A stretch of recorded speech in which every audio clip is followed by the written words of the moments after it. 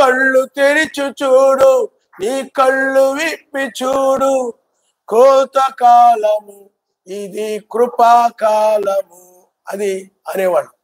అప్పుడు పాడు. ఇప్పుడు ఎలాగంటే కళ్ళు తెరిచి చూడు, కళ్ళు విప్పి చూడు, యుద్ధ కాలము ఇది కృపాకాలము. అంటే ఇది మరొక కృప. సర్వశక్తిమంతుడు యుద్ధం ఆరంభమైంది 1996లో. అక్కడ నుండి మనం యుద్ధ కాలంలో మనం ఉన్నాం కాబట్టి నిర్గమకాండ 14వ అధ్యాయంలో కూడా ఆయనే యుద్ధం చేయించున్నాడు కనుక మనం పారిపోదు రండి. ఏమండి? కనుక కళ్ళు తెరిచి చూడు, నీ కళ్ళు విప్పి చూడు, యుద్ధ కాలము ఇది కృపాకాలము, యుద్ధ కాలము ఇది కృపాకాలము, యావే ప్రతిదండనా కాలము, యావే ప్రతిదండనా కాలము, యుద్ధ వార్తలు భూకంప వార్తలు, యుద్ధ వార్తలు భూకంప వార్తలు. ఏమండి? ఎక్కడ చూసినా ఏమున్నాయి చెప్పండి? యుద్ధ వార్తలు భూకంప వార్తలు. కాబట్టి మనం చివరి సమయంలో ఉన్నాం కాబట్టి ఎవరైతే ఎక్కువగా ప్రార్థన చేసుకుంటూ ఉంటారో, ఎవరైతే ఆ యొక్క ఆయన చిత్త ప్రకారంగా నడుస్తారో వారి శరీరాలు మార్చబడి పైకి ఎత్తబడతారు. చివరి సమయంలో క్షయతను విడిచి అక్షయతను ధరించుకుంటారు. క్షయమయ్యే ఆశలు, ఆలోచనలు, ఆపేక్షలన్నీ కూడా విడిచిపెట్టి అక్షయమైనటువంటి ఆ రాజ్యాన్ని ధరించుకొని ఆ మహిమ శరీరంతో పైకెత్తబడతారు. ఆయన నమస్తారు. హల్లెలూయా, హల్లెలూయా. కాబట్టి ఇప్పుడు మనం కడవరి మందిరముగా మనం ఉన్నాం. ఇంతకుముందు పాత నిబంధనలో లేదా పాత నిబంధనలో మోషే కాలంలో ఏమండి మోషే కాలంలో చిన్న మందిరం ఉంది. కానీ ఆ మందిరం ఎక్కడ కావాలంటే అక్కడ తీసుకెళ్ళేవాడు మోషేతో పాటు. ఏమండి వాళ్ళు ఎక్కడికి వెళ్తే అక్కడికే తీసుకుని వెళ్ళేవారు. తర్వాత సొలొమోను కాలంలో మందిరం. అయితే ఇప్పుడు మీరే ఆయన ఆలయం ఉన్నారని బైబిల్ చెప్తా ఉంది. కాబట్టి మనము జీవం కలిగిన మందిరమై ఉన్నాము. కానీ మందిరం ఏంటంటే మనం ముగింపులో ఉన్నాం అనేది ఒక సూచన మాత్రమే. ఎప్పుడు ఎక్కడ ఆరాధిస్తూ మనం ఉండం. మన గమ్యము, మన గురి మనం ఆయనతో ఉండి మనం ఆయన్ని ఆరాధిస్తాం. ఎక్కడైతే మనం ఆత్మతోను సత్యముతోను మనం ఆయన్ని ఆరాధిస్తూ ఉన్నాము. కానీ పిల్లారా, వేకు నక్షత్రంగా ఆయన మన మధ్య ఉన్నాడు, మనతో ఉన్నాడు ఆయన. ఇప్పుడు మనం ఆయన్ని ఆరాధిస్తూ ఉన్నాము. ఆరాధనకు యోగ్యుడు ఆయనే, ఘనపరచబడుడు కూడా యోగ్యుడు ఆయనే, మహిమపరచబడుడు కూడా యోగ్యుడు ఆయనే. హల్లెలూయా. కాబట్టి అనేక మంది విడవబడతారు, చాలా తక్కువ మంది మాత్రమే రక్షించబడతారు. వాక్యాన్ని బట్టి మనం చూసినట్లయితే చాలా తక్కువ మంది మాత్రమే రక్షించబడతారు. చాలా తక్కువ మంది మాత్రం రక్షించబడతారు. అనేక మంది విడవబడతారు. చాలా మంది విడవబడతారు. క్రైస్తవుల్లో కూడా చాలా మంది వాళ్ళ హృదయాలు సరిగా లేక, వాళ్ళ ఆలోచనలు సరిగా లేక, వాళ్ళ మాటలు సరిగా లేక, అంటే వాళ్ళ బుద్ధులు సరిగా లేక, మీకు అర్థమైందా? విడవబడతారు చాలా మంది.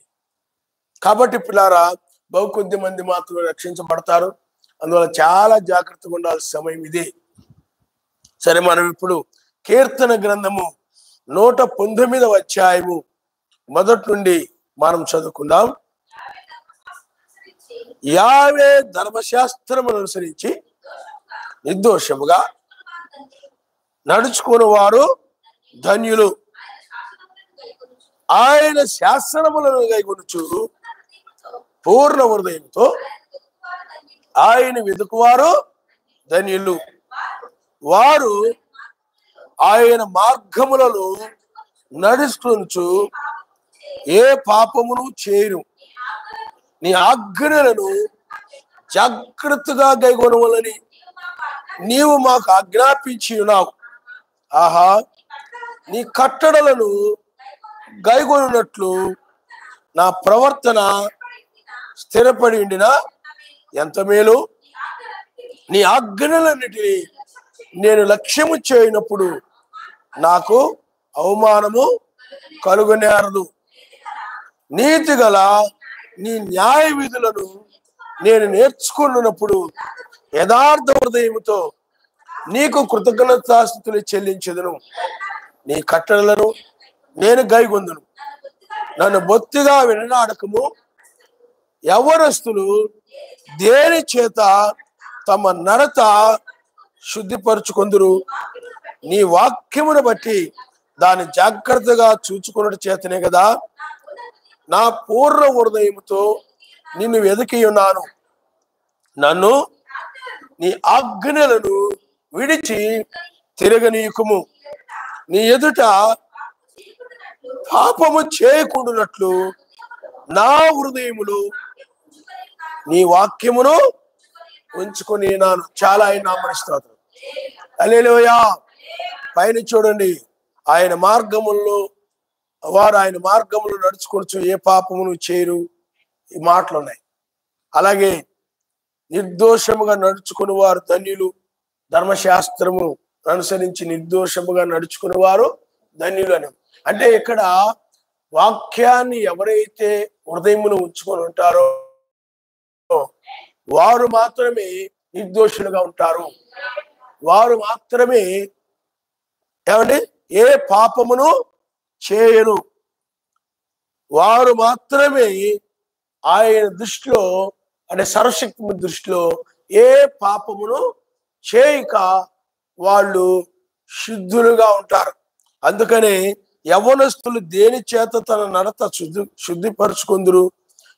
అంటే వాక్యమును బట్టే కదా, నీ వాక్యమును బట్టే కదా అని ఉండదు. యవ్వనస్తులైనా కానీ ఎవరైనా కానీ వాళ్ళ యొక్క నడత, వాళ్ళ యొక్క జీవన విధానం, వాళ్ళ యొక్క జీవితం ఏ పాపము లేకుండా వాళ్ళు పవిత్రమైన హృదయం కలిగిన వారుగా, పరిశుద్ధులుగా ఉండడము అని అంటే అది వాక్యమును బట్టి మాత్రమే.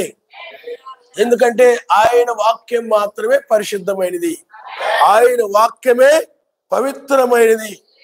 ఆయన మాటల్లో ఏ పాపము కూడా లేదు. కాబట్టి ఎవరైతే ఆయన వాక్యాన్ని హృదయంలో ఉంచుకొని ఉంటారో వారు పాపము చెయ్యరు.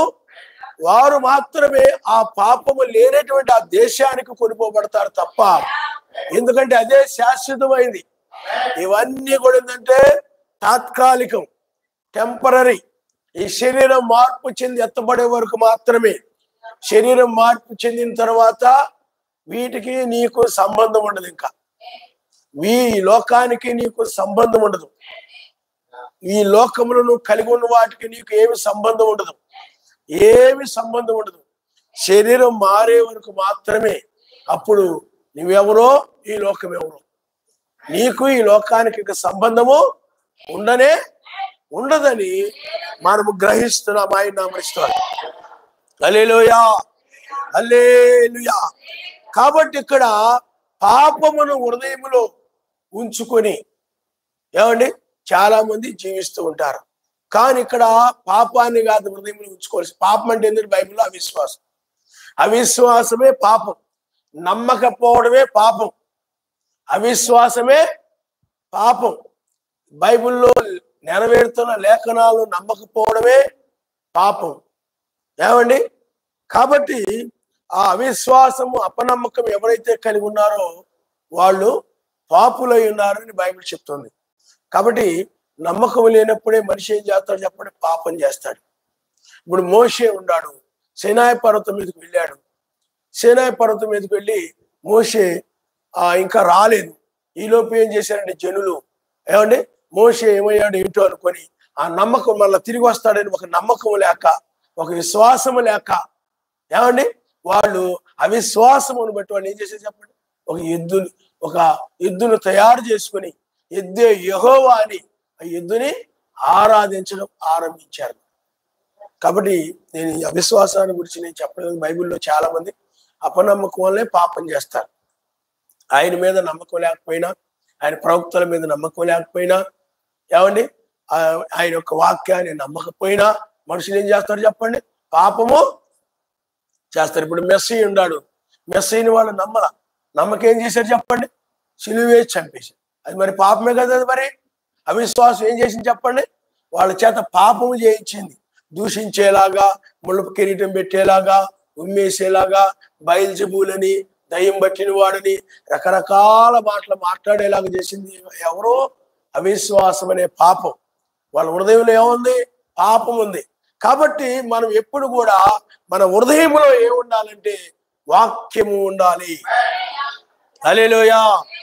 ఎవరి హృదయంలో వాక్యం ఉంటుందో ఆ వాక్యం ఉన్నటువంటి వారు పాపం చేయరు. ఎవరి హృదయంలో అయినా వాక్యం కనుక లేకపోతే, వాక్యాన్ని మర్చిపోయినట్లయితే, వాక్యం వాళ్ళకు గుర్తుకు రాకుండా ఉన్నట్లయితే, వాక్యాన్ని మర్చిపోతూ ఉన్నట్లయితే, వాళ్ళు వాక్యాన్ని హృదయంలో ఉంచుకోవట్లేదని అర్థం. వాళ్ళ హృదయంలో వాక్యం ఉంటుందా అంటే తలంపుల్లో ఉండడమే హృదయంలో ఉండడం అన్నమాట. మన ఆలోచనకి ఎప్పుడు కూడా వాక్యం గుర్తుకొస్తూ, వాక్యం పదే పదే జ్ఞాపకం వస్తా ఉందనుకోండి, మన హృదయంలో వాక్యం ఉన్నట్లు లెక్క. అదే హృదయంలో కనుక వాక్యం లేదనుకోండి, నీ జ్ఞాపకం రాదు. నువ్వు మర్చిపోయావు అనుకోండి, వాక్యం ఏం చెప్పండి, హృదయంలో జ్ఞాపకానికి రాదు. అందువలన వాక్యము హృదయంలో ఉన్నప్పుడు మాత్రమే ఎవరు కూడా పాపము చేయరు. బైబిల్ చెప్తుంది, మోసపోయే వాళ్ళు 2 రకాలుగా ఉంటారు. 2 రకాలంటే దుర్బోధనలు నమ్మి మోసపోయేవాళ్ళు ఒక రకం. రెండవ రకం ఏంటంటే వాక్యముని విని మోసపోయేవాళ్ళు అనమాట. అంటే మోసపోయేవాళ్ళు. ఎప్పుడప్పుడు మర్చిపోతారు. ఆ పనుల్లో పడి, ఆ మాటల్లో పడి, వాళ్ళ గురించి వీళ్ళ గురించి ఆలోచిస్తూ ఇలాంటి వాళ్ళే ప్రమాదం పడతారు. అందుకని ఇజ్రాయెల్ కూడా ఇప్పుడు ఐగుప్తీయులు ఉన్నారు అనుకోండి, వాళ్ళు విగ్రహారాధన వల్ల మోసపోయారు అనుకోండి. కానీ ఇజ్రాయెల్ మాత్రం ధర్మశాస్త్రాన్ని విని వాళ్ళు బైబిల్లో ఉంది, వాళ్ళు మరిచారని మర్చిపోయేవారు. ఆ విచారాల ఆలోచనలు వీటి వల్ల మర్చిపోయేవారు. అప్పుడు వాళ్ళు పాపం చేసేవారు అనమాట. వాక్యాన్ని మర్చిపోయి ఏం చేసేవాళ్ళు చెప్పండి? అంటే వాళ్ళ హృదయంలో వాక్యం ఉండేది కాదు. వాక్యాన్ని మర్చిపోయి ఆ విధంగా ఉండేవారు. కాబట్టి ఇంకో అందువల్లే వాళ్ళు వాక్యం విని మోసపోయిన వారు. అందుకని నేను ఎప్పుడు కూడా యాకోబు రాసిన పత్రికలో కనుక మనం చూసినట్లయితే పిల్లారా, అక్కడ చూడండి, దుర్బోధన వలన, సాతాను వలన, ఈ దుర్బోధకుల వలన మోసపోతుంటారు చాలా మంది. కానీ ఇక్కడ చూడండి అమ్మా, యాకోబు రాసిన పత్రిక 1వ అధ్యాయము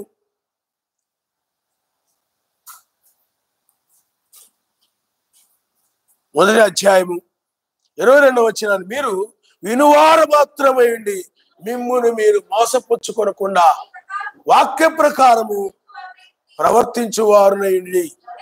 ఎవడైనను వాక్యమును వినువాడయండి దాని ప్రకారము ప్రవర్తింపని వాడైతే వాడు అద్దములో తన సహజ మహము చూచుకును మనుషుని పోలి ఉన్నాడు.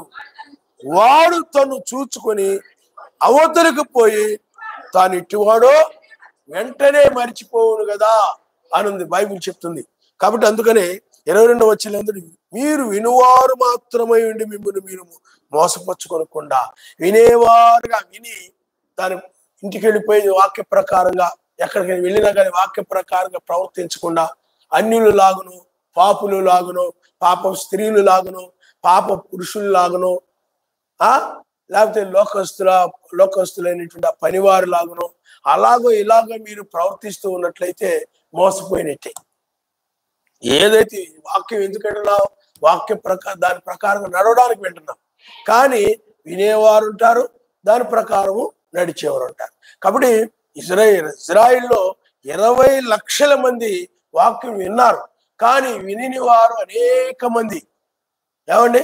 కానీ దానిని కైగొనిన వారు మాత్రం వాక్య ప్రకారంగా ప్రవర్తించింది మాత్రం 2. ప్రతి కాలంలో సువార్త విన్నవారు చాలా మంది ఉన్నారు.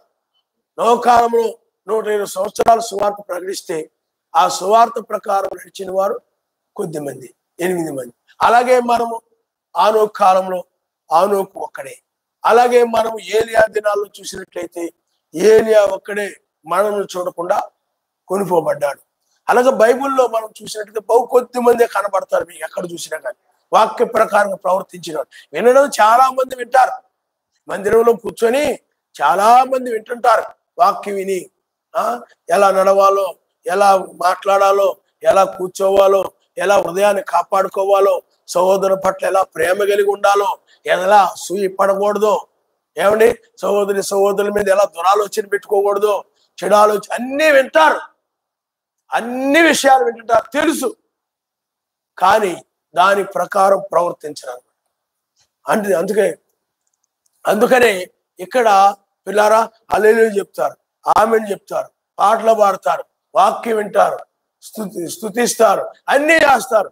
కిందకి వెళ్ళిపోయిన తర్వాత, లేకపోతే ఏదో పనుల దగ్గర, లేకపోతే ఇళ్ళకి వెళ్ళిపోయిన తర్వాత ఒకరినొకరు ద్వేషించుకుంటారు, ఒకరి మీద ఒకరు అసూయ పడుతుంటారు.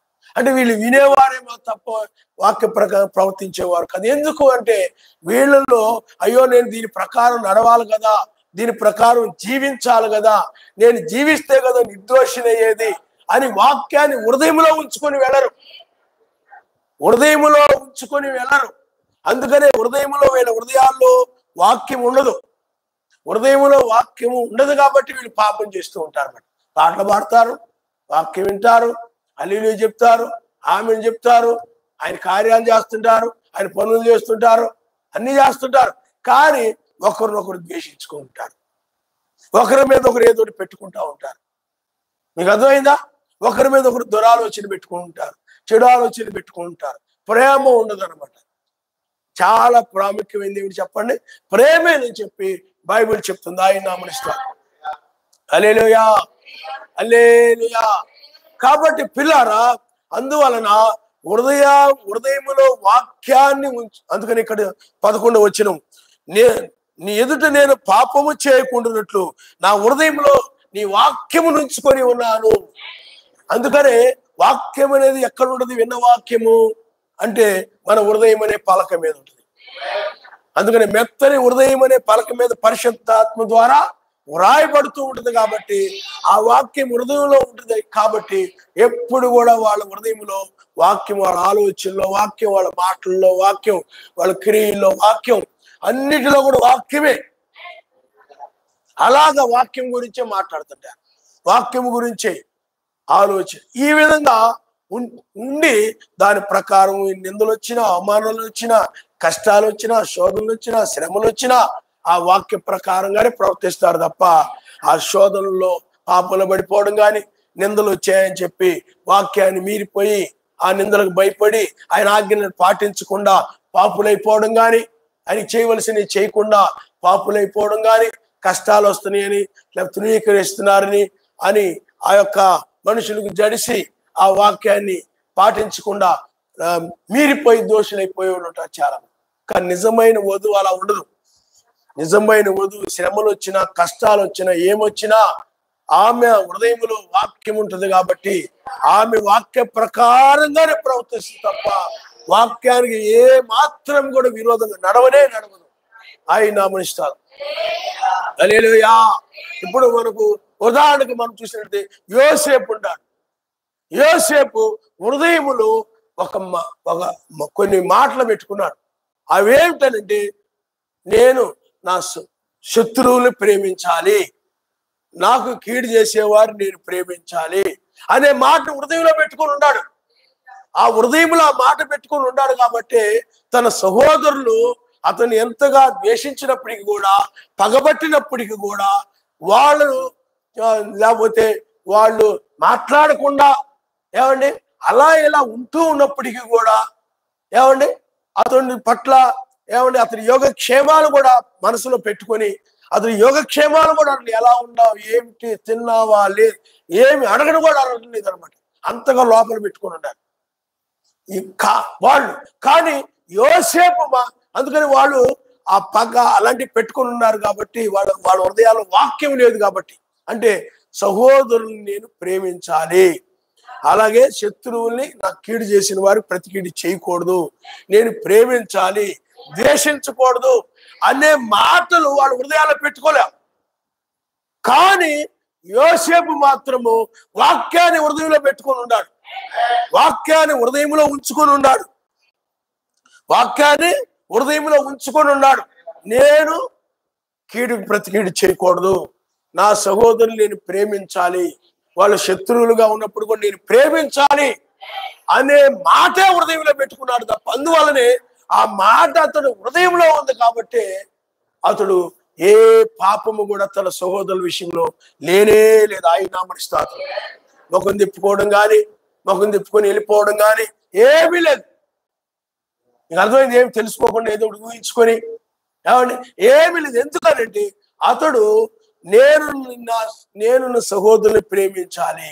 అందుకని తన సహోదరుల విషయంలో ఏ పాపం అతడు మిగతా వాడు చేశారు పాపం ఇతని విషయంలో, కానీ అతడు మాత్రము చేయలేదు. కారణం ఎందుకని? వారి హృదయంలో వాక్యం లేదు కాబట్టి. మరి ఒక తండ్రి కుమారులే వాళ్ళందరూ కూడా, కానీ వారి హృదయంలో ఏమి లేదు చెప్పండి, వాక్యాన్ని ఉంచుకోలేదు. మరి యాకోబు అతడు ఇజ్రాయిల్ గా మార్చబడ్డాడు. ఆ మోసగాడుగా ఉన్నటువంటి యాకోబు ఇజ్రాయిల్ గా మార్చబడ్డాడు. కానీ అతడు సహోదరు యొక్క ప్రేమ కలిగి ఉన్నాడు. చివరిలో మనం చూస్తే ఆ యొక్క ఏశావును కూడా ప్రేమించాడు అతడు. మీకు అర్థమైంది? ఏశావును కూడా ప్రేమించాడు. అయితే అలాంటి తండ్రి దగ్గర వీళ్ళ ప్రేమను చూసినటువంటి వీళ్ళు యోసేపు అయినట్లయితే ఆ ప్రేమను ఉంచుకున్నాడు హృదయంలో. సహోదర ప్రేమ, సహోదరులు నేను ప్రేమించాలనే మాట అని, నిన్ను వలె నీ పొరుగు వారిని ప్రేమించమనేటువంటి వాక్యాన్ని అతడు హృదయంలో ఉంచుకున్నాడు. కాబట్టి అది ఎప్పుడు కూడా అతడు హృదయంలో ఉంది కాబట్టి అతడు ఎప్పుడు కూడా ప్రేమిస్తూనే ఉన్నాడు. అందుకని అతడి జీవితంలో ఎక్కడ కూడా తన సహోదరుల విషయంలో పశ్చాత్తాపం అనేది లేదు అతడు. మిగతా వాళ్ళందరూ కూడా ఐగుప్తుకు వచ్చినప్పుడు ఏం చేశారు చెప్పండి? అయ్యో యోసేపుని అలా చేశాం, ఇలా చేశాం, మనం అమ్మేశాం, మనం పగబట్టాం, ఇబ్బందులు పెట్టాం, అయ్యో అని వాళ్ళందరూ ఏమైపోయారు చెప్పండి?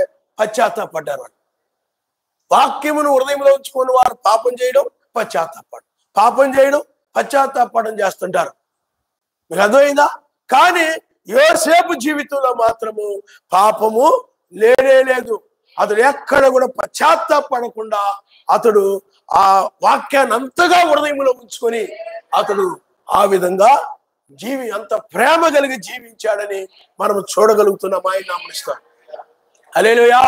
వాక్యమును హృదయంలో ఉంచుకోని వాళ్ళే సహోదరి విషయంలో తూలిపోతుంటారు, పడిపోతుంటారు. కానీ వాక్యాన్ని ఎప్పుడు కూడా మనం ఏం చేయాలి చెప్పండి? నిజమైన వధువు హృదయంలో ఉంచుకొని ఉంటుంది కాబట్టి ఆమె పాపము చెయ్యదు. ఒకవేళ పొరపాట్లు పడినా మరలా సహోదరి విషయంలో క్షమించమని మరలా జాగ్రత్తగా ఉంటుంది.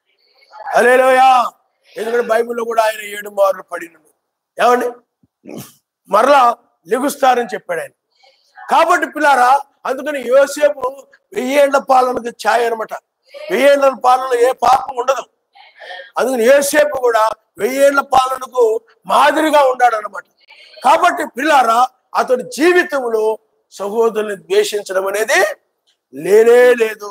వాళ్ళని చూసి ముఖం ఆ కయ్యూరు లాగా ముఖం మార్చుకోవడం అనేది కూడా లేనే లేదు. అతడు హృదయంలో ఏముందంటే ప్రేమ. నేను కీడు చేసినా ప్రేమించాల్సిందే, కీడు చేసినా ప్రేమించాల్సిందే. అందుకని ఆయన హృదయంలో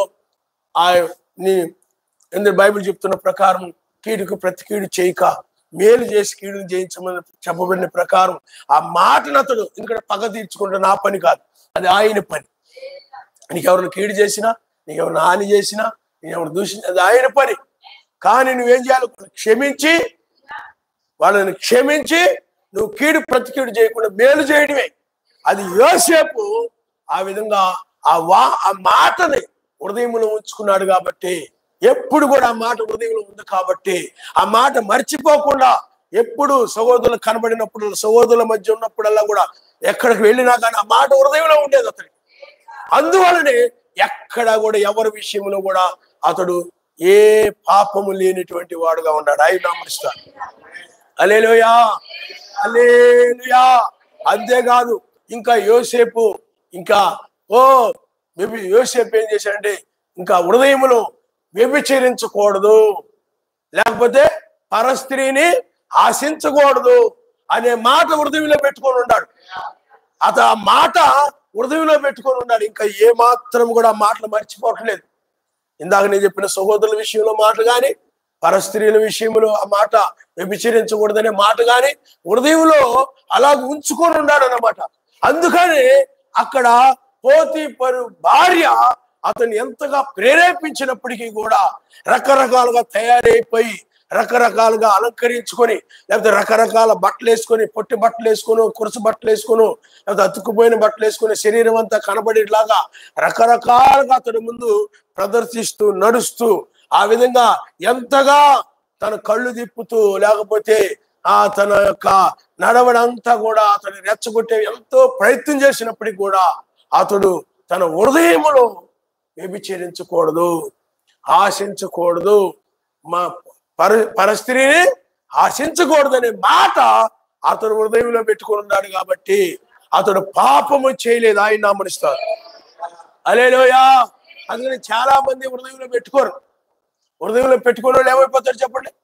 బైబిల్లో మనం చూస్తుంటాం, పాపములలో పడిపోయాడు. మరి దావీదు ఏమైపోయాడు?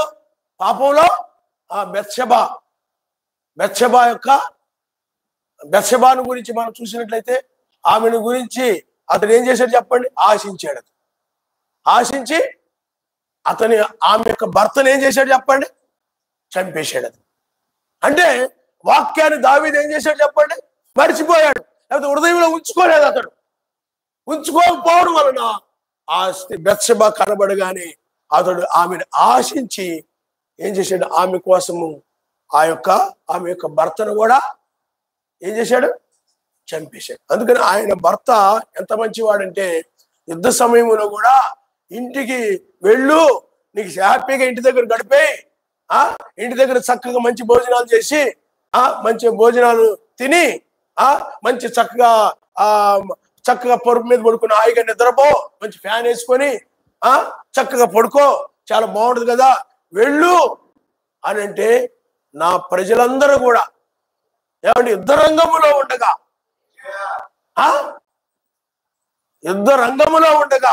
లేకపోతే చలిలో ఉండగా, లేకపోతే ఎండలో ఉండగా, లేకపోతే ఎడారిలో ఉండగా, లేకపోతే చీకటిలో ఉండగా నేను వెళ్ళనని అంటాడు. అందుకని బ్రెనాం గారు అంటారు, నేను మధ్యాకాశానికి వెళితే మొట్టమొదట నేను బెత్షెబా యొక్క భర్తను కలుస్తానన్నాడు. ఆయన నామనిస్తాను. హల్లెలూయా, హల్లెలూయా. కాబట్టి పిల్లలు మీరు ఆలోచన చేయండి, దావీదు యొక్క హృదయంలో ఏమని చెప్పండి? దావీదు హృదయంలో ఏముంది? బెత్షెబా ఉంది. పరస్త్రీని ఆశించకూడదనే వాక్యం లేదు. పరస్త్రీని ఆశించకూడదనే వాక్యం అతడిలో లేదు. ఏముంది చెప్పండి? బెత్షెబా ఉంది. అందువల్ల అతడు ఏం చేసి ఆమె యొక్క అందము, ఆమె వస్త్రాలు, ఆమె యొక్క ఆమె కళలోకి వస్తా ఉంది, ఆమె ఆలోచనకు వస్తుంది, వాక్యం రావట్లా. కానీ యోసేపుకు మాత్రం పోతీఫరు ఎన్ని వేషాలు వేసినా యోసేపుకి ఆమెకు ఆలోచనలో రావడంలా. ఆమెను మర్చిపోతున్నాడు అంటనే. మీకు అర్థమైందా? అతనికి ఏం గుర్తుకొస్తుంది చెప్పండి? వాక్యము. ఏ వాక్యం అది? వ్యభిచరించకూడదు. ఏమండి? అనగా పరస్త్రీని ఆశించకూడదు అనే వాక్యం అతడు హృదయంలో ఉంది కాబట్టి అతడు పిల్లారా ఎక్కడ కూడా అతడు పాపము చేయలేదు. అందుకని యోసేపు జీవితంలో ఏ పాపము కూడా లేదు. అందువల్ల వాక్యాన్ని హృదయంలో ఉంచుకోనటువంటి వారి పాపంలో పడిపోతూ ఉంటారు. ఎక్కడికన్నా వెళ్ళినప్పుడు కూడా ఏమవుతారు చెప్పండి? పాపంలో పడిపోతూ ఉంటారు, ఆలోచనలో పడిపోతూ ఉంటారు. ఆ యొక్క దావీదు వలె పరస్త్రీలని ఆశిస్తూ వాళ్ళ యొక్క పాపాలలో పడిపోతుంటారు. అందుకని పాత నిబంధన కంటే కొత్త నిబంధన ఇంకా కఠినం. అందుకని మోహపు చూపు చూసేటువంటి వారు ఆ యొక్క ఎక్కువ మంది నరకంలో ఉంటారని చెప్పాడు బ్రహ్మ. ఎక్కువ మంది వాళ్ళు చూస్తున్నారు, నాకేంటి పురుషుల్ని కదా, నాకేం చెప్పలేదు, స్త్రీని మోహపు చూపుతూ చూడకూడదని పురుషులు చెప్పాడు కాబట్టి నాకేం చెప్పలేదుగా, నేను నా ఇష్టం వచ్చిన పర్లేదులే అనుకుంటారు చాలా మంది. అందుకు బ్రహ్మ గారు ఉన్నారంటే స్త్రీ కూడా దానికి కారణం ఆమె కాబట్టి ఆమె కూడా ఆ విధంగా ప్రవర్తించడం వలన, అలాంటి వస్త్రధారణ వేసుకోవడం వలన వీపంతా కనబడేలాగా, మెడంతా కనబడేలాగా, ఏమండి పొట్టంతా కనబడేలాగా, అన్ని ఆ శరీరం కనబడేలాగా ఆమె ఆ విధంగా చేసినందువల్ల ఆమె అతను పాపానికి కారణమైంది కాబట్టి ఈమె కూడా పాపేనన్నాడు. కాబట్టి పిల్లలు మీరు ఆలోచన చేయండి, హృదయాన్ని వాక్యములో హృదయంలో వాక్యం ఉంచుకున్నప్పుడు ఆ వాక్యమే జ్ఞాపకం వస్తూ ఉంటుంది. కాబట్టి ఆ వాక్యమును బట్టి అతను ఏం చేయలేడు చెప్పండి? పాపాన్ని చేయలేడు. కాబట్టి చాలా మంది అందుకనే చాలా మంది ఎందుకు విడవబడతారంటే వాడు హృదయంలో వాక్యం ఉండదు, అందుకని వాక్య ప్రకారం నడవరు, పాపంలో పడిపోతుంటారు, విడిచిపెట్టబడతారు. కానీ యోసేపు వంటి జీవితాన్ని జీవించాలి. ఆయన హల్లెలూయా, హల్లెలూయా. యోసేపు తన హృదయంలో వాక్యాన్ని మాత్రమే ఉంచుకున్నాడు తప్ప మరి ఏమి అతడు హృదయంలో ఉంచుకోలేదు. ఏ చెడ్డ స్త్రీలను కూడా హృదయంలోనికి రానివ్వలేదు, ఆలోచనలు కూడా రానివ్వలేదు, సహోదరుల యొక్క ద్వేషాన్ని కూడా హృదయంలోకి రానివ్వలేదు, అసూయను కూడా హృదయంలోకి రానివ్వలేదు. ఏది కూడా హృదయంలోకి రానివ్వకుండా అతడు వాక్యమును మాత్రమే హృదయములో ఉంచుకున్నాడు. ఆయన నామమున హల్లెలూయా. పాపము లేని దేశం మరి శాపము లేనిదే, పాపము లేని దేశం మరి శాపము లేనిదే, నిత్య సంతోషం నిత్య గీతములు ఓ నాకములో సంతా హల్లెలూయా. ఆశ్చర్యమా దేశమైన దేశము ప్రియుని దేశము, ప్రియుని దేశము దేశము, సమస్యలు కలవరములు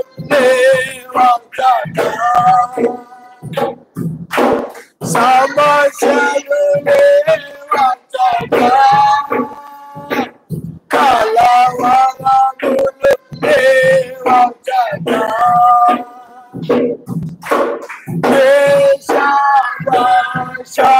జాతి పయాస కలవారు ప్రేమే సర్వ ఆచర్యమా దేశమైన దేశము దేశము దేశము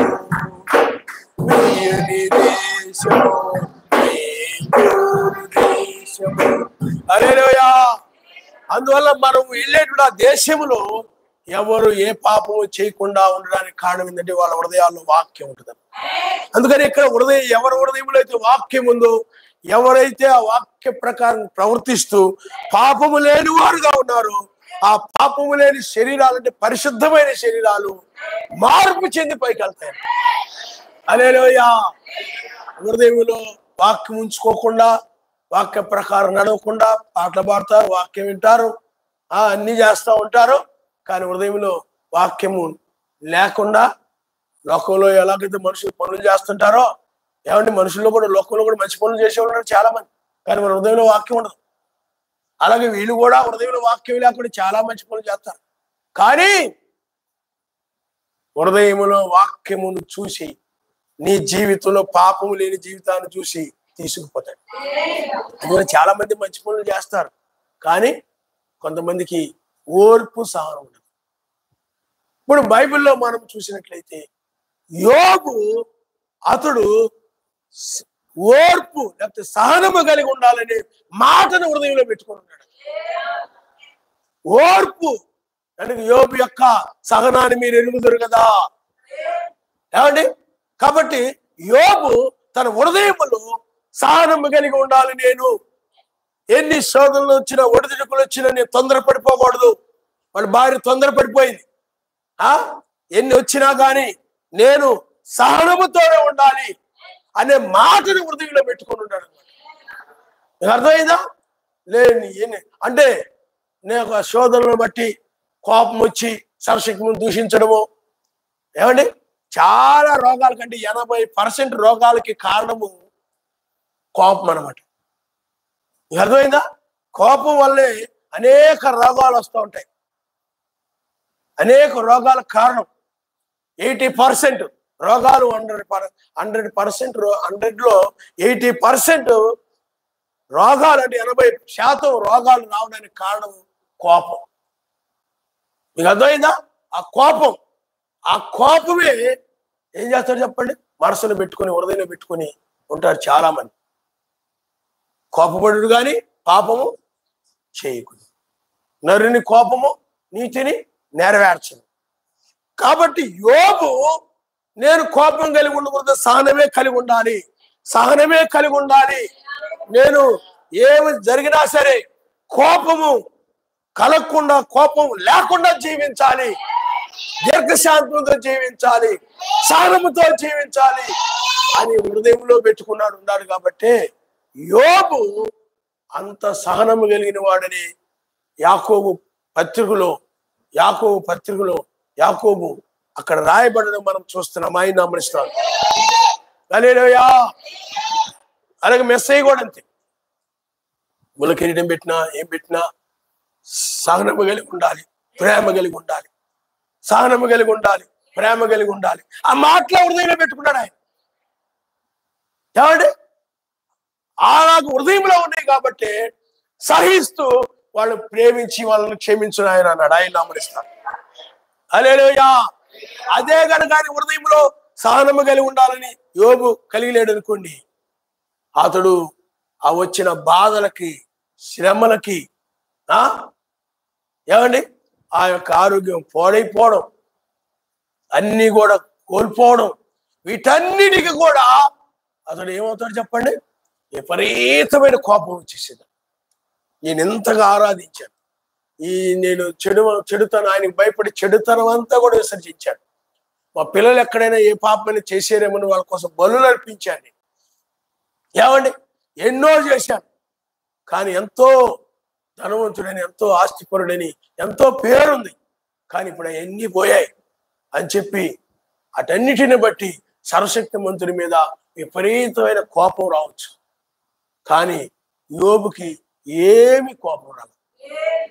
వాటన్నిటిని కూడా సహించాడు. ఆయన ఎక్కడా కూడా కోపం కనపట్ల. యోబు భార్య అంటుంది, ఎందుకు దూషించి మరణము గమ్ము, ఇంకెందుకు నువ్వు ఇంత భక్తి చేశావు, ఇంత యథార్థంగా నడిచావు, సర్వశక్తిమంతునికి భయపడి చెడుతనం విసర్జించి నువ్వు మంచిగా జీవించావు, అందరితో మంచిగా ఉన్నావు, నువ్వు అందరు కూడా మంచిగా చేసావు తప్ప నువ్వు చెడు చేయలేదు, మేలు చేసావు తప్ప కీడు చేయలేదు, ఎవరైనా అవసరతులు అక్కరలో ఉంటే నువ్వు పాలు పొందావు, అన్ని చేశావు. కాబట్టి ఇంకెందుకు నువ్వు దూషించి మరణము గమ్మటి. అది యోబు అంటాడు, అవును నిజమే, మన ఇద్దరం ఒకటే కదా, ఎప్పుడు కూడా భార్య భర్త ఒకే మాట మీద ఉండాలి. కరెక్టే. శరీరం అని ఉండదు కదా బైబిల్లో. ఏమండి, ఇద్దరు ఒకే మాట మీద ఉండాలి. అననే సప్పిరాలాగా అన్నాడా? అనలేదు. ఏమన్నాడు చెప్పండి? యెహోవా ఇచ్చిన, లేకపోతే యావే ఇచ్చెను, యావే తీసుకొని ఆయనకే మహిమ కలుగును గాక. హల్లెలూయా. ఆయనే ఇచ్చాడు, ఇవన్నీ ఆయనే తీసుకున్నాడు, ఆయనకే మహిమ కలుగును గాక. ఆయన ఇచ్చినప్పుడు మహిమపరిచాడు, ఆయన తీసుకున్నప్పుడు కూడా మహిమపరిచాడు. ఆవిడ చెప్పండి, ఇచ్చినప్పుడు ఆయన మహిమపరిచింది, తీసుకున్నప్పుడేమో దూషించి మరణం గంపడు. ఆ మనుషులు అలాగ మారిపోతారు. చాలా మంది అలాగే మారిపోతారు. కానీ ఆ యెహోవా ఇచ్చినప్పుడు యావే ఇచ్చెను, యావే తీసుకుని ఆయనకే మహిమ కలుగును గాక. మనము మేలే అనుభవించదగుదమా? మనం కీడు ఎందుకు అనుభవించకూడదు? శోధనలు ఎందుకు అనుభవించకూడదు? బాధలు ఎందుకు మనం అనుభవించకూడదు? ఆయన కోసం చూడండి, ఎంత సహనంతో మాట్లాడు, ఎంత ఓర్పుతో మాట్లాడాడు చూడండి, ఎంత సహనంతో మాట్లాడాడు చూడండి. ఆవిడ రెచ్చగొట్టగా రెచ్చిపోయాడా? అవును, చాలా అన్యాయం చేశాడు ఆయన. నువ్వు చెప్పేది కరెక్టే. ఏమండి, నువ్వు చెప్పింది కరెక్టే. చెడుతనాన్ని విసర్జించినప్పటికీ కూడా మనం కీడే చేశాడు తప్ప మేలు చేయలేదు ఆయన మనకి. నువ్వు చెప్పింది కరెక్టే అని వాళ్ళ భార్యతో ఏకీపించారు. ఆయన రెచ్చిపోవాలా, ఇంకా స్పీడ్ అయిపోవాలా సర్వశక్తిమంతుడి మీద. అర్థమైందా? సహనము కలిగిన వ్యక్తి ఆలోచించి, సర్వశక్తిమంతుని యొక్క చిత్తాన్ని అర్థము చేసుకుని ఓ ఆ విధంగా మాట్లాడతాడు. అందుకని యోబు తన నోటి ద్వారా కూడా ఏ పాపము పలకలేదు, ఏ కోపం వచ్చి ఏ పాప మాటలు మాట్లాడలేదు, ఆవేశంలో తొందరపడతనంలో ఏదో ఒక సర్వశక్తిమంతుని దూషించలేదు, ఏమీ అనలేదు. కానీ అతడు యావే ఇచ్చెను, యావే తీసుకుందని ఆయనకే మహిమ కలుగును గాక. హల్లెలూయా, హల్లెలూయా, హల్లెలూయా. అందుకని యోబు ఎలా ఉన్నాడో అలాగా మనము మాట్లాడాలి. చూడండి యోబు గ్రంథము మీరు ఒకసారి చూడమ్మా. యోబు గ్రంథము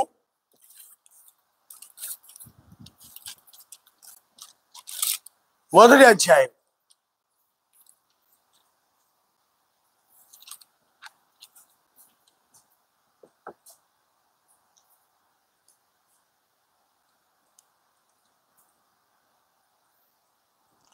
యోబు గ్రంథము 1వ అధ్యాయం చూడండి 6వ వచనం.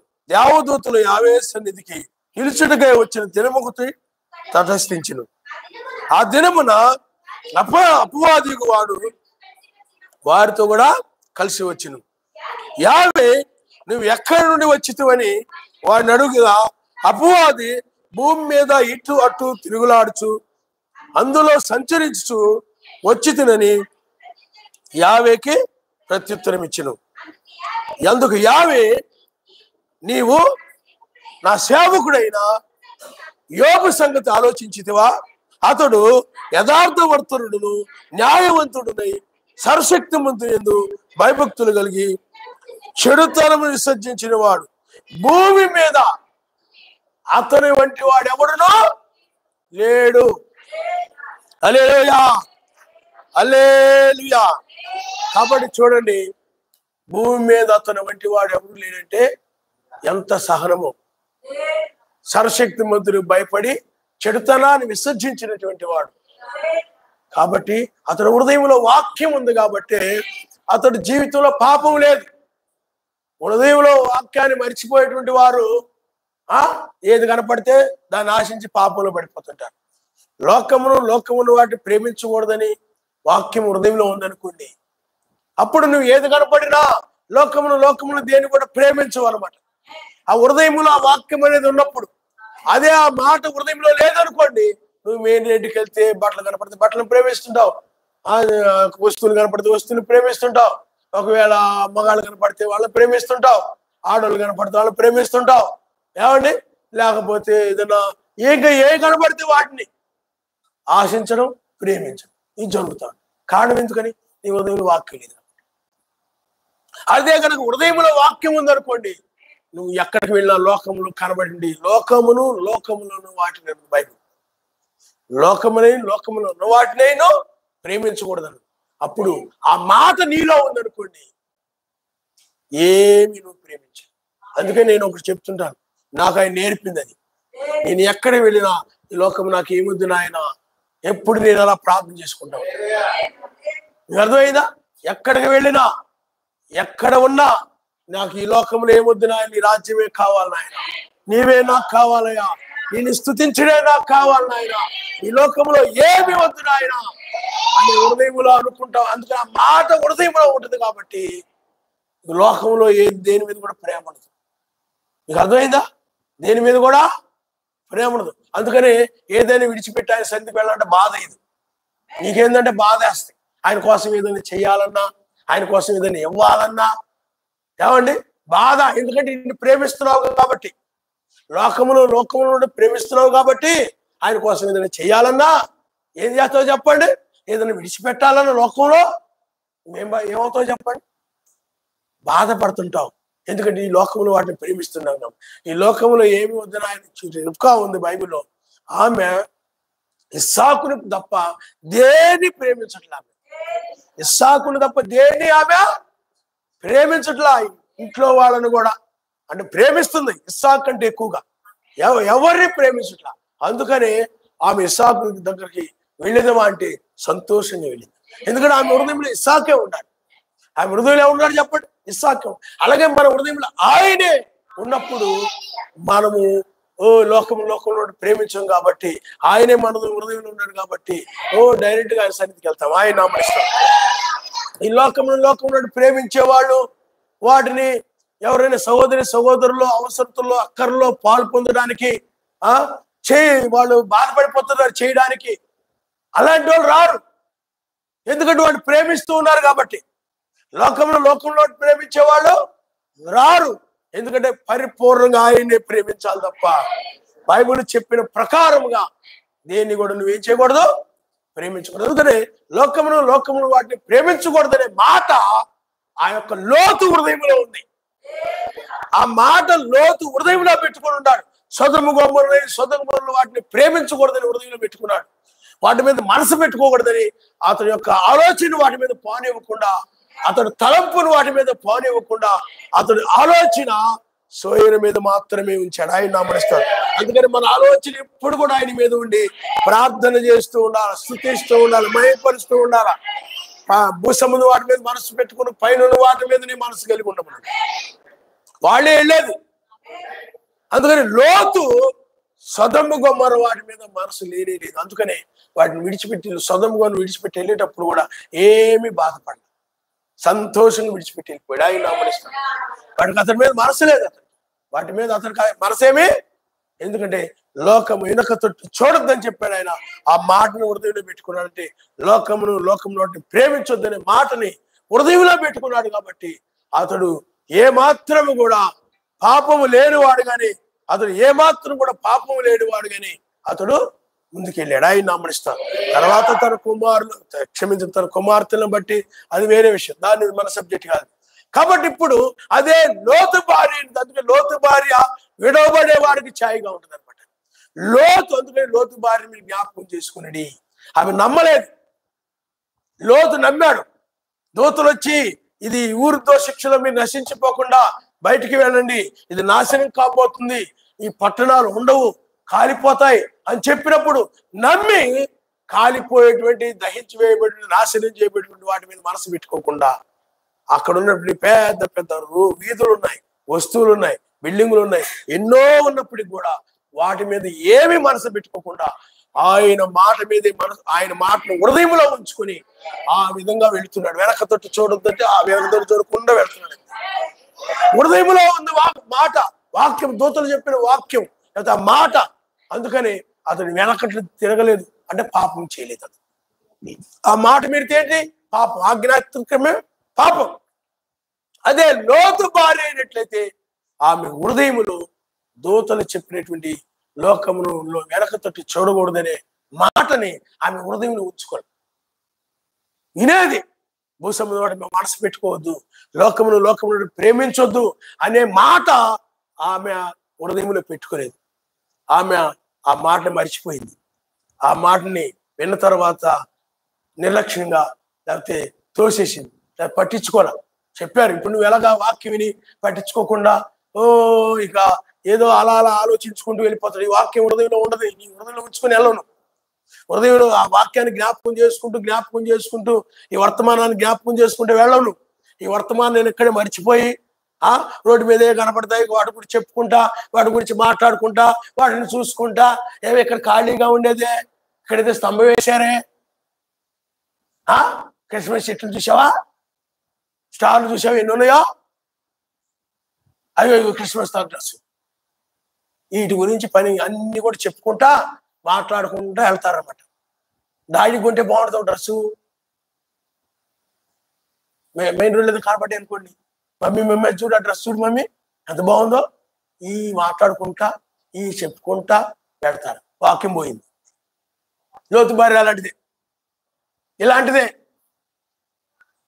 వస్తుంది. కానీ అబ్బా ఆ సొదొమ గొమొర్రా ఎంత బాగుందో, ఆ వీధులు ఎంత బాగున్నాయో, అవి ఆ సొదొమ గొమొర్రా పట్టణాలు ఎంత బాగున్నాయో వస్తుందే కానీ ఆమె ఆలోచనలు అనేవి, ఆమె తలంపులు అనేవి ఆ సొదొమ గొమొర్రా వాటి గురించి సొదొమ గొమొర్రాలో వాటిని గురించి నేను 1995 అనుకుంటాను, నేను ఒంగోలులో సైకిల్ మీద వస్తూ ఉన్నప్పుడు, నేను ఆ ఒంగోలులో ఉన్నటువంటి ఆ బిల్డింగ్ గురించి ఆలోచిస్తూ వస్తున్నప్పుడు నాకు పరిశుద్ధ ఆత్మ ఏం చెప్పండి, ఈ లోకము నీది కానప్పుడు ఈ లోకాన్ని గురించి నువ్వు ఎందుకు ఆలోచిస్తున్నాడు? అప్పుడు నుండి నేను మానేశాను.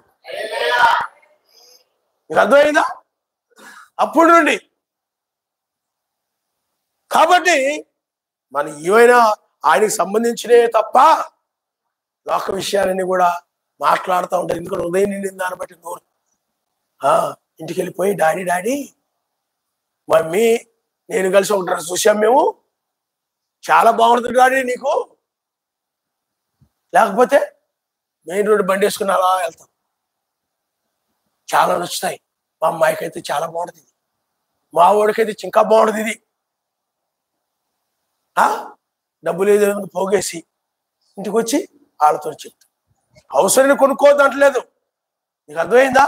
కానీ అదే ఆలోచనలతో అదే ఆశలతో లోకంలో తినుటా త్రాగుటా అమ్ముటా కొనుటా ఉంటాయి మన జీవితంలో కూడా. కానీ మనం అదే ఆలోచనతో అదే మనసుతో అదే ధ్యాసతో అదే బాధతో అదే ఊహలతో ఉండం. మనం లోకంలో కూడా అదే విధంగా ఉంటారనమాట. నువ్వు కూడా అదే విధంగా ఉన్నట్లయితే లోతు భార్యకి నీకు తేడా. అందువలన ఆమె హృదయంలో వాక్యం ఉంచుకోలేదు కాబట్టి ఆమె వెనక్కు తిరిగి ఏమైపోయింది చెప్పండి? పుస్తకం అయిపోయింది. వెనక్కి తిరిగి ఏమైపోయింది? ఎందుకు? ఆమె హృదయంలో వాక్యం ఉన్నది. ఆ హృదయంలో లోకంలో ఉన్నవి ఏవైతే ఉన్నాయో, లోకంలో నీ కంటికి ఏం కనపడుతున్నాయో, చెవికే వినబడుతున్నాయో అన్నీ ఆమె హృదయంలో ఉన్నాయి. వాక్యం లేదు. దూతలు చెప్పిన మాట మర్చిపోయింది. వర్తమానాన్ని మర్చిపోయి లోకాన్ని ఆశించకూడదు, ప్రేమించకూడదు చెప్పిన మాట మర్చిపోయింది. ప్రేమిస్తా ఉంది. ఎందు ప్రేమిస్తా ఉంది. ఓర్పు సహనం కలిగి ఉన్నాం అనుకోండి, వింటారు చాలా మంది. కానీ ఇంటికి వెళ్ళిపోయి కైలు ఆడుకుంటూ ఉంటారు, పిడిగుద్దులు గుద్దుకుంటూ ఉంటారు. నీకు అర్థమైందా? ఈ వాక్యం ఏమైపోతుంది? ఓర్పు సహనం కలిగి ఉండే మాట హృదయంలో లేదు, ఇక్కడే వదిలేసి వెళ్ళిపోతున్నాడు. అందువలన ఇలాంటి వాళ్ళే లోతు భార్య లాంటి వాళ్ళు. అంటే వాళ్ళ హృదయంలో లోకం ఉంది కాబట్టి వాళ్ళు, అందుకని లోతు భార్యని మీరు జ్ఞాపకం చేసుకుని ఆమె నమ్మలేదు. అయ్యో లోకం నాశనం కాకపోతుంది అన్నారు కదా, మనం దీన్ని ప్రేమించకూడదు కదా అని నమ్మి ఆమె ప్రేమించకుండా ఉండాలి. కానీ ఆమె నమ్మలేదు. ఆమె లోకాన్ని ప్రేమిస్తూనే ఉంది. లోక సంబంధమైన వాటి మీద వీటి మీద ఆమె ఆశలు కలిగి మనస్సు కలిగి జీవిస్తూనే ఉంది, ఆలోచిస్తూనే ఉంది. అందువల్ల ఆమె వెనక్కి తిరిగి ఏమైపోయింది చెప్పండి? ఉప్పు స్తంభమే. అందువల్ల హృదయంలో కనుక వాక్యం ఉంచుకోకపోతే పాపంలో పడిపోతారు. ఆయన ఆజ్ఞని మీరిపోయి, ఆయన హృదయంలో వాక్యాన్ని మర్చిపోయేవాళ్ళు ఆజ్ఞని మీరిపోయి సహోదరుని ప్రేమించక అసూయపడడం, స్త్రీలు ఎవరైనా కనబడినప్పుడు ఆ ముఖం తిప్పుకోవడం మానేసి, అంటే చెడ్డ స్త్రీలు, అపెత్తున బట్టలు వేసుకునే స్త్రీలు. అంతేకాని సహోదరుని చూడకూడదు, మాట్లాడకూడదని కాదు. నీకు అర్థమైందా? అది తప్పు కాదు. సహోదరులతో సహోదరులుగా భావించి మాట్లాడడం అది తప్పేమీ కాదు. కాబట్టి మనం మాట్లాడుతూనో అలాగా మనం కనబడుతుంటాం. అలాగా మనం ముఖం తిప్పుకోవడం అలా ఉండకూడదు. నేను వేయన పాటలో కూడా అలా ఉంటావేంటి? నీకు అర్థమైందా? నీలో ఇంకా ఇలాగనుకున్నా ఆ తలంపులు ఉంటేనే నువ్వు అలా తిప్పుకుంటూ ఉంటుంటావు. నీలో అలాంటి ఏ ఉండకూడదు. నన్ను ఒక సహోదరుడుగా, నేను ఒక సహోదరిగా ఆ భావాలతో ఉన్నప్పుడు ఉండవు.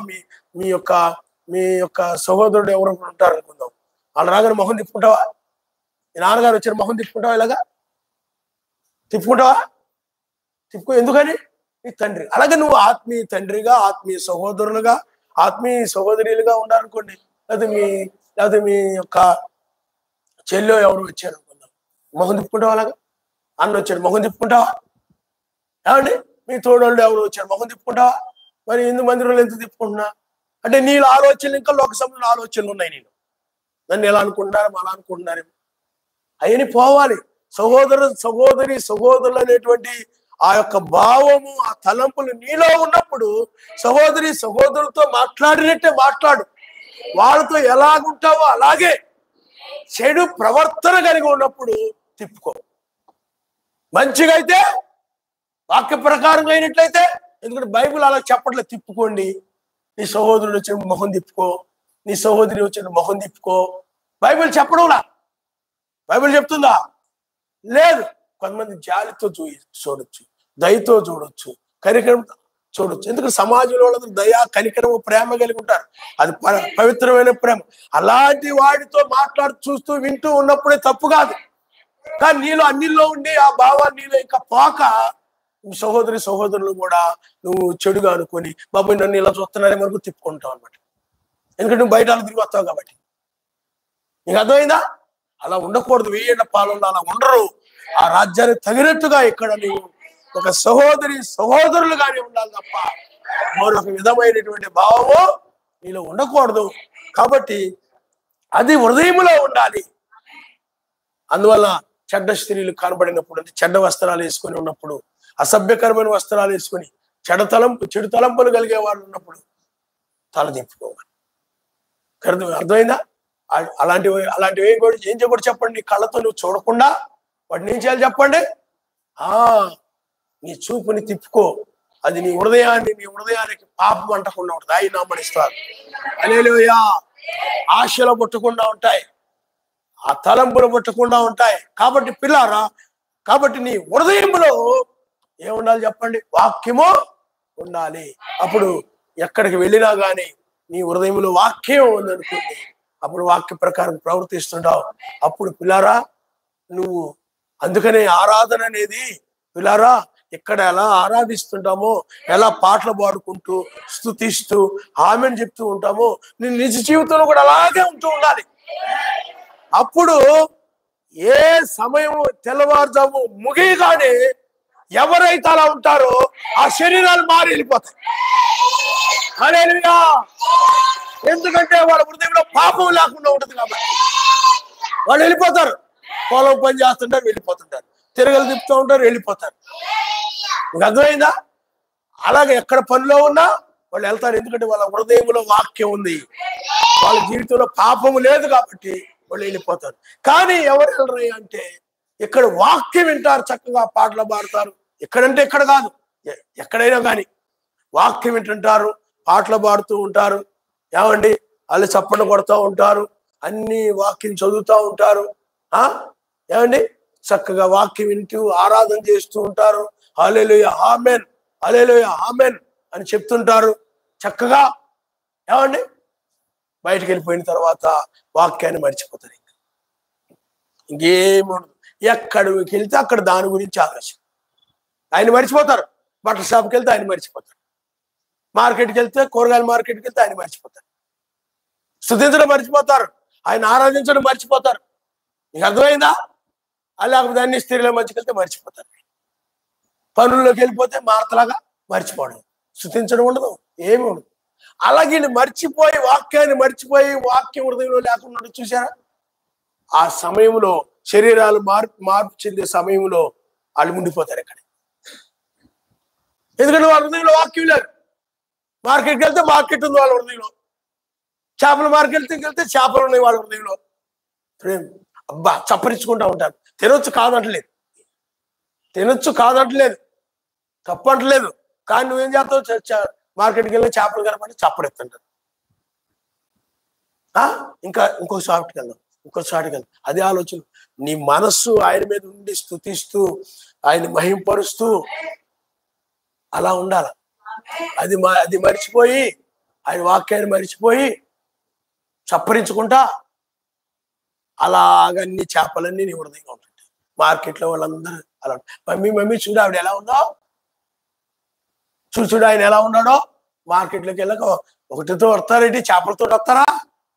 అక్కడ ఏది కనపడితే దాన్నే, ఎవరు కనపడితే వాళ్ళతో గురించి మాట్లాడుకోవడమే, ఏది కనపడితే దాని గురించి చూడడమే.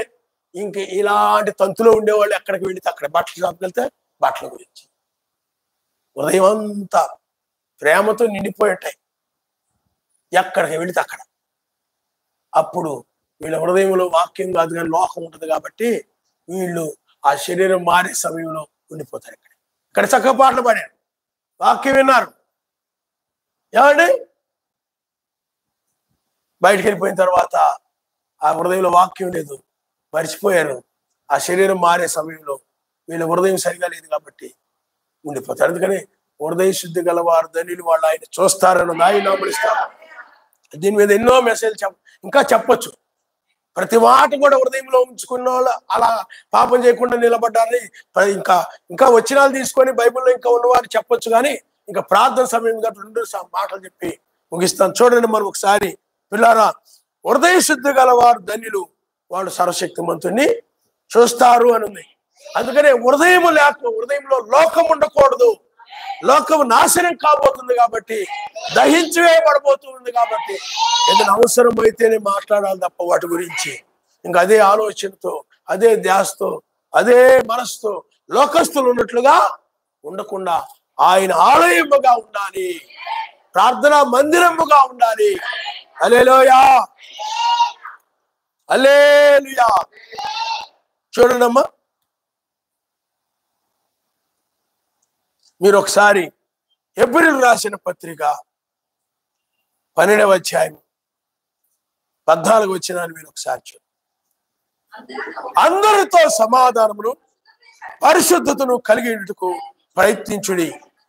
పరిశుద్ధత లేకుండా ఎవడును ఎలోహిమును చూడడు. మధ్యాకాశం ఆయన చూడండి. బైబిల్ ఏముందంటే 2 కొరింథీ రాసిన పత్రికలో ఈ శరీరంలో ఉన్నంత కాలము ఆయనకు మనం దూరముగా ఉన్నాము. హల్లెలూయా, హల్లెలూయా.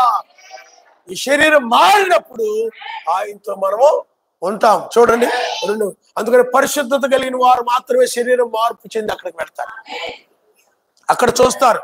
చూడండి 2 కొరింథీయులకు రాసిన పత్రిక 5వ అధ్యాయము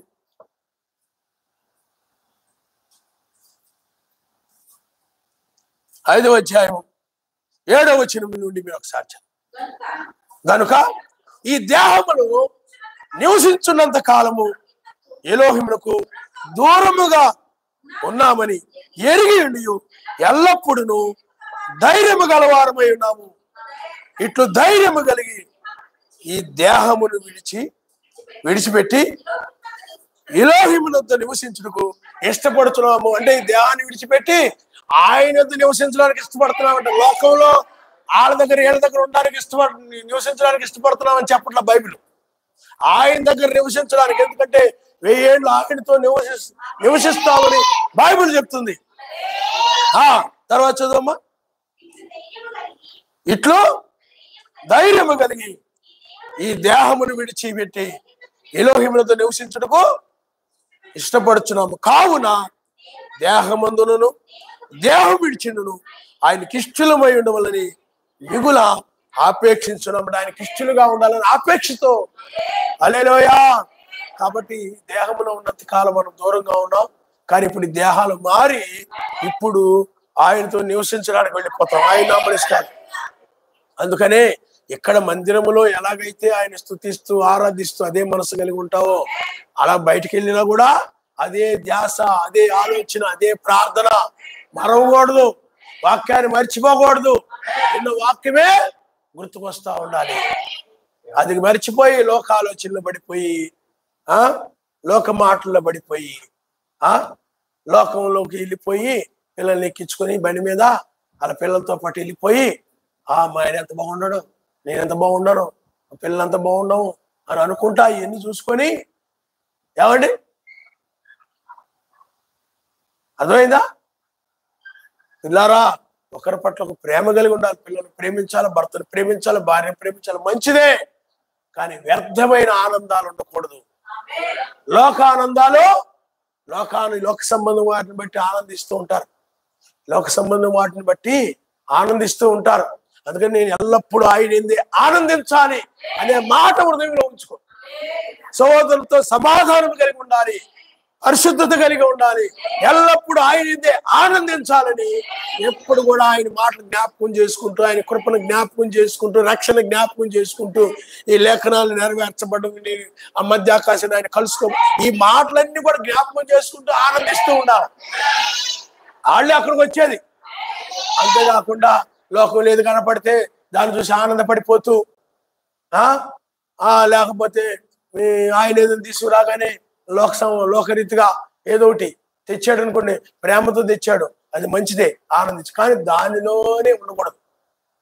మీకు అర్థమైందా? అది ఆనందం ఏంది? ఆయన దయచేసాడని ఆయన భయపరచాలి, ఆ విధంగా ఉండాలి. ఆయన ఆనందించాలి, ఆయన దయచేసాడని. అంతేగాని వాటిని బట్టి ఆనందించకూడదు. వాటి మీద మనసు పెట్టుకొని ఏం చేయకూడదు చెప్పండి, ఆనందించు. ఇప్పుడు ఉదాహరణకి నాకు ఎవరో ఏదో తీసుకొచ్చారనుకోండి, నాయన ఈ ఈ పూటకి నీకు ఈ ఆహారాన్ని సహాయం చేసినందుకు నీకు స్తోత్రాలు నాయన. తెచ్చిన వారిని దీవించండి, నీకు అనుగ్రహించి నీకు వందనాలు నాయన అని దాన్ని దయచేసినందుకు, ఆయన అలాగే దయ చూయించినందుకు ఆయన దయను బట్టి ఆనందంతో స్తుతించాలి ఆయన నామమున. హల్లెలూయా. అంతేగాని వీటిని బట్టి మనం ఆనందించకూడదు. మీకు అర్థమైందా? ఎందుకు చెప్తున్నాను? నేను ఎన్ని అనుభవంతో నేను భోజనం దగ్గర కూర్చున్నప్పుడు, నేను పరిచర్యకు రాకముందు భోజనం దగ్గర కూర్చున్నాను అనుకోండి, అప్పుడు నాయన ఈ ఆహారం ముందు నాయన నాకు ఆత్మీయ ఆహారం కావాలి, అదే కావాలి, నేను అలా మార్చుకునేవాడు అనమాట. మెసేజ్ చూడండి, లోక రాజ్యం మహిమని చూపించినప్పుడు ఇవి కాదు, నాకు ఆయనకే మొక్కవలసి ఉన్నది. వస్త్రాలు దగ్గరినప్పుడు ఇవి కాదు నాయన, ఆ నీతి వస్త్రాలు నాకు కావాలి.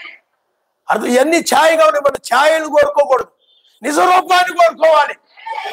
ఈ ఆహారం అనేది ఒక ఛాయ, నిజమైన ఆహారానికి ఇది ఛాయ. అలాగే ఒక గృహాన్ని చూసామనుకోండి, నాయన ఆ శాశ్వతమైనది అది కావాలి నాయన, ఇది తాత్కాలికమైనది భూమి మీద ఉన్నంత వరకే, కానీ అది కావాలి నాయన. మనసు నిత్యమైన దాని మీదకి వెళ్తుండాలన్నమాట. బట్టల షాప్కి వెళ్ళి ఇవి కాదు నాయన, ఆ నీతి వస్త్రాలు దయచేయి, ఆ పెళ్లి వస్త్రాలు దయచేయి, అక్కడికి వెళ్ళడానికి కృపచి. అలాగ నువ్వు ఆత్మ ప్రకృతి సంబంధమని చూసినప్పుడు ఆత్మ సంబంధం వాటి గురించి ప్రార్థన చేసుకుంటాను. హల్లెలూయా, హల్లెలూయా. ఆ విధంగా మనం ఆనందించాలి, ఆ విధంగా మార్చుకోవాలి. అంతేగాని ఏది కనపడింది దాన్ని చప్పరిస్తూ ఉండడం కాదు. చప్పరిస్తూ లోక సంబంధం వాటి పెట్టి ఆనందిస్తూ ఉన్నట్లయితే ఇది తాత్కాలికమైన ఆనందము, ఈ శాశ్వతం కాదు. నువ్వు గొప్ప బిల్డింగ్ కట్టుకోవచ్చు, ఉదాహరణకి చెప్తున్నాను. కానీ ఒక 20 ఏళ్ళు 15 లేకపోతే 10 ఏళ్ళు, ఉదాహరణకి అన్ని ఏళ్ళు ఉండదు, ప్రపంచం ఉండదు. కానీ కొన్ని రోజులకి ఏమైపోదు చెప్పండి, పగిలిపోదు, ఎరిగిపోదు, బాధ కలుగు చేస్తుంది. లేకపోతే నువ్వు మీ ఆయనకి ఆయన అందగాడని, బాగా నీట్గా ఉంటాడని, ఎక్కడికి వెళ్ళి అందంగా కనపడాలి, నాతో పాటు వస్తుంటే నువ్వు అలా కనపడితే బాగోదు, నువ్వు కొంచెం బాగుండాలని చెప్పి ఆయన కోసం మంచి బట్టలు కొంటావు, సంతోషపడిపోతాడు ఆయన. కానీ అవి ఒక 10 రోజులు అయిపోయిన తర్వాత ఇలుకలు కొరికేసాయి, బాధ కలుగు చేస్తాయి. అందుకని లోకానందం శాశ్వతమైనది కాదు. ఆయన యందు ఆనందించడమే, వాక్యం యందు ఆనందించడమే. ఆయన అనగా వాక్యము కాబట్టి, ఈ వర్తమానాన్ని బట్టి, వాక్యమును బట్టి, ఆ రాజ్యాన్ని బట్టి ఆనందించడమే. ఎల్లప్పుడూ నేను ఆయన యందు ఆనందించున్నాను. హల్లెలూయా. ఆయన యందు ఆనందించడం మానేసి వాళ్ళని చూసి వీళ్ళని చూసి కుళ్ళు ముఖం పెట్టుకొని అటు ఇటు వెళ్ళిపోతుంటారు. మీకు అర్థమైందా? పోయే పరలోకం పోయే. అర్థమైంది మీకు? హల్లెలూయా. కాబట్టి పిల్లారా, ఇంకొక వచ్చినాన్ని మనం, అందుకనే మనము పరిశుద్ధత కలిగి ఉండాలని వాక్యం చెప్తుంది. మన హృదయం ఎల్లప్పుడు కూడా ఆయన మనం ఆనందిస్తూ ఉండాలి, సమాధానంగా ఉండాలని. నేను విరోధంగా ఉండకూడదు, ఎవరి మీద కూడా నేను విరోధంగా పెట్టుకోకూడదు, సమాధానమే కలిగి ఉండాలి. మాట హృదయంలో పెట్టుకున్నప్పుడు నువ్వు సమాధానంగానే నడుస్తావు. ఆ సమాధానం కలిగి ఉండాలని, పరిశుద్ధ ఆత్మ ఎందులో ఆనందంతో ఉండాలనే మాటని హృదయంలో, వాక్యాన్ని హృదయంలో ఉంచుకోనటువంటి వారు మర్చిపోయి లోకానందాల్లో ఉండడం, సహోదరులకు విరోధంగా మాట్లాడడం, విరోధంగా ఉండడం ఇలా చేస్తుంటారు. ఇలాంటి వాళ్ళు హృదయంలో వాక్యం లేదు కాబట్టి వీళ్ళు ప్రమాదంలో పడతారు. ఇలాంటి వాళ్ళు ఆయన రాజ్యానికి రారు. నువ్వు ఆయన రాజ్యానికి రావాలంటే ఆయన వాక్యాన్ని హృదయంలో ఉంచుకోవాలి. అలాగే మనం ఒకసారి మత్తయి సువార్త 5వ అధ్యాయం 8వ వచనం, హృదయ శుద్ధి గల వారు ధన్యులు, వారు సర్వశక్తిమంతుని చూస్తారు. కాబట్టి నీ హృదయం ఎవరిదైతే శుద్ధిగా ఉంటుందో వాళ్ళు మాత్రం ఆయన అక్కడికి వస్తారు తప్ప, నువ్వు పైకి ఎంత బాగున్నా కానీ, ఎన్ని మంచి బట్టలు వేసుకొని ఉన్నా కానీ, లోకంలో నువ్వు ఎన్ని కలిగి ఉన్నా కానీ, హృదయం కనుక శుద్ధిగా లేకపోతే నరకంలో పడిపోదు, శ్రమంలో పడిపోదు. ఆయన చూడవు. నువ్వు చూస్తే ఎవరంటే సాతానుని చూస్తావు, వాడి దూతలను చూస్తావు నువ్వు నరకంలో పడి, వాడితో పాటు పాపులను చూస్తావు నువ్వు వెళ్ళి. ఎందుకంటే నీ హృదయము శుద్ధిగా, హృదయ శుద్ధి అంటే వాక్యమే శుద్ధి చేసేది. కాబట్టి వాక్యమే చేస్తే యవనస్తులు కూడా తమ నడతని శుద్ధి చేసుకుంటారు, వాక్యం చెప్తుంది. కాబట్టి అందుకని వాక్యం ఇప్పుడు కూడా హృదయంలో ఉండాలి, హృదయంలో ఉండాలి. ఆ వాక్యం ఎప్పుడు కూడా సమాధానంగా ఉండాలి, ప్రేమ కలిగి ఉండాలి. ఏమండి? అలాగా హృదయంలో యోసేపు ఎలాగైతే ఆ మాటలను హృదయంలో ఉంచుకొని అతడు పాపము చేయలేదు. అలాగే నువ్వు కూడా హృదయంలో వాక్యాన్ని ఉంచుకుని ఏ పాపము లేని వ్యక్తిగా ఉంటే మధ్యాకాశానికి వస్తావు. అందుకని పాపము లేని వ్యక్తిగా, అందుకని హృదయము శుద్ధి అంటే వాక్యము హృదయములో ఉన్నప్పుడే ఆ హృదయం శుద్ధిగా ఉన్నట్లు లెక్క. నీ తలంపుల్లో వాక్యం ఉంటే నీ తలంపులో శుద్ధి. నీ మాటల్లో హృదయంలో వాక్యం ఉంటే నీ మాటల్లో కూడా శుద్ధి కలిగిన మాటలు వస్తాయి. నీ ప్రవర్తన పవిత్రమైనదిగా ఉంటుంది. హల్లెలూయా, హల్లెలూయా. అందువల్ల పిల్లలు వాక్యాన్ని వినాలి. అందుకే యూట్యూబ్లో కూడా పిల్లరా వాక్యం పెట్టుకొని వినాలి. అర్థమైందా? అంతేగాని ఎవరైనా మాట్లాడుకుంటే వాడి దగ్గరకు వచ్చి అక్కడికి వచ్చి ఇక్కడికి వచ్చి జబ్బు లక్షణాలు అంటే కొంతమంది ఏళ్ళే గోడకు చెవులు అంటే గోడకు కూడా చెవులు ఉంటాయి రా అంటారు. ఏళ్ళే లోక విషయాలు మాత్రం ఎవరైనా మాట్లాడుకుంటుంటే మాత్రం ఆ గోడ మీద నుండి ఈ గోడ మీద నుండి ఆ వెనక నుండి ఆ కిటికీ దగ్గర నుండి ఏమండి ఏం చెప్పుకుంటున్నారు, ఎవరైనా ఫోన్ మాట్లాడుకుంటున్నారు, ఏం మాట్లాడుకుంటున్నారు నిఘా. ఇక అర్థమైందా? వీటి మీద మాత్రం బాగా ఉంటది. అవి మాత్రం బాగా గమనిస్తుంటారు. ఇంట్లో కూడా ఇళ్లలోనే ఎక్కువ మంది ఎవరైనా వాళ్ళతో మాట్లాడుతున్నట్టుకోండి, ఏమండి మీరు మాట్లాడేటప్పుడు ఆయన గురించి మాట్లాడు. వాళ్ళ గురించి వీళ్ళ గురించి పితులు చెప్పడం కాదు. బ్రహ్మం గారు అంటారు, మీరు ఎవరి గురించి మాట మంచిగా మాట్లాడినా, మీరు ఎవరి గురించి మాట్లాడినా మంచిగానే మాట్లాడండి. అర్థమైందా? క్షమించి మాట్లాడండి. క్షమించిన వాళ్ళే హృదయంలో పెట్టుకొని ఏదో ఒకటి మాట్లాడుతూ ఉంటారన్నమాట. మీకు ఎవరు ఆన్ చేశారనుకోండి, ఉదాహరణకి క్షమించావు అనుకో, క్షమించావు, అతడు నిర్దోషి, క్షమించావు కాబట్టి నిర్దోషి, నాయన అతన్ని క్షమించిన ఆయన, అతని పాపం అతని మీద మోపొద్దు నాయన, క్షమించిన ఆయన అని ప్రార్థన చేశావు. అప్పుడు సర్వశక్తిమంతుడు ఆ పాపాన్ని క్షమించాడు. ఇంకా ఆ వ్యక్తి గురించి నువ్వు చెడుగా మాట్లాడకూడదు. కానీ క్షమించిన వాళ్ళు ఏం చేస్తారు చెప్పి హృదయంలో పెట్టుకొని ఉంటారు. క్షమించరు, ఎవరితో వెళ్ళి అదే చెప్తూ ఉంటారు. వాళ్ళలో ఎవరైనా ఫోన్ చేసి అదే మాట్లాడుతుంటారు. నువ్వు క్షమించింది అక్కడ, క్షమించిన ఆయన అని చెప్పి ప్రార్థన చేసి మళ్ళీ వాళ్ళ గురించి చెడుగా మాట్లాడుతుంటారు. నువ్వు క్షమించింది అక్కడ, నువ్వు క్షమించకపోతే నిన్ను క్షమించడు ఆయన. బైబిల్ చెప్తుంది, నువ్వు క్షమించకపోతే ఆయన నిన్ను క్షమించడు. హల్లెలూయా. అందుకని పిల్లరా జాగ్రత్తగా ఉండండి. చివరి సమయంలో ఉన్నావు. హృదయ శుద్ధిగా ఉంటేనే తీసుకెళ్ళిపోతాడు ఆయన. నీ హృదయంలో సరిగా లేకపోయినట్లయితే యేసేపు హృదయంలో ఉండాలి, మెస్సయ్య హృదయంలో ఉండాలి, అలాగే యోబు హృదయంలో ఉండాలి. బైబిల్లో భక్తులు ఉన్నారు, అబ్రహాము హృదయంలో ఉండాలి, దానియేలు హృదయంలో ఉండాలి, ఏమండి ఏలియా హృదయంలో ఉండాలి. ఏలియా కూడా హృదయంలో ఏమి పెట్టుకుని వాక్యాన్ని హృదయంలో ఉంచుకున్నాడు. అందుకని ఏలియా జీవితంలో పాపము లేదు, అతని శరీరం మారి వెళ్ళిపోయాడు. అర్థమైందా? కాబట్టి తల వంచుకొని మనం ప్రార్థన చేసుకుందాం. హల్లెలూయా, హల్లెలూయా. వాక్యం నీ హృదయంలో ఉంచుకొని ఉన్నావా?